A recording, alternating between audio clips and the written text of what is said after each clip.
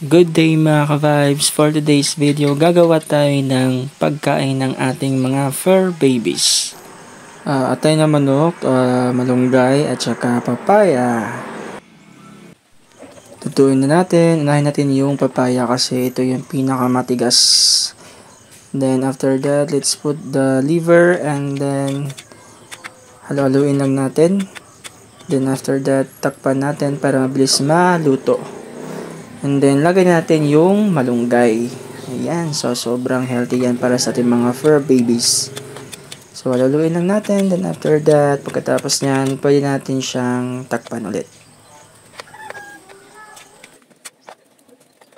So, ayan. Luto na. Then, after that, kailangan lang natin siyang palamigin. And then, iserve natin sa ating mga fur babies. Let's eat! Luna! Kain na! Kain na! Yum, yum, yum! Oreo. Yum, yum, Oreo. Shh. Oreo. Luna. Luna naman sino. Sarap na sarap na ito. Lang kaili. Balita ko marami, bumibili sa'yo, not for sale. Mula o, huwag ka, masyadong mahiya. Sa tingin mo ba, mga silang plato mo ay kayamanan? Ang mga plato na ito ay ibinasa ng titulo ko na naging chef para sa Elbronor. Ginamit ito lahat ng Elbronor. For sale, mula o, huwag magmayabang. Alam mo ba kung ano ang ginagamit ng Elbronor? Ang ginamit niya, yung gold silver bowl, yung plato. Sino ang gagamit ng silang plato? Kuya Fran, gumamit ng Elbronors ng gold at silver bowl sa bills nila, diba? Kailangan niya, kumain ng big ones kung kakain. Isang galing sa'yo at tingpa, nakikita ang mundo. Ang Elbronor ay, kumakain. Lansang gabi. Water. Ay naku. Lover, huwag ka nga, ibenta mo hindi. Ibenta. Pero, isang set sa isa, ikaw, dapat bili ka ng 10. Hindi. 20 pieces. Ikaw. Ay centavos. Bibili ng 20 piraso. Bakit hindi na lang magnakaw? Pero bibili ako ng 10. Pulot tayo. Pulot na, oy, baby. Ilan na tapos?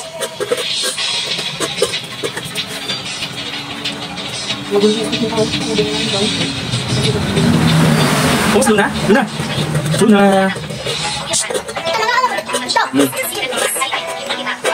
Luna? Luna? Inom mo. Water. Luna? Luna? Tapos, inom ng tubig.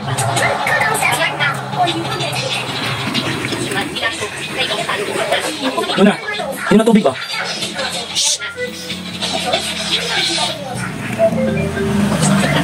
Oreo. Oreo. Ayan, tingnan naman. Ubos na ubos nila ang pagkain na ginawa o niluto natin. Thank you for watching mga ka-vibes. Bye-bye.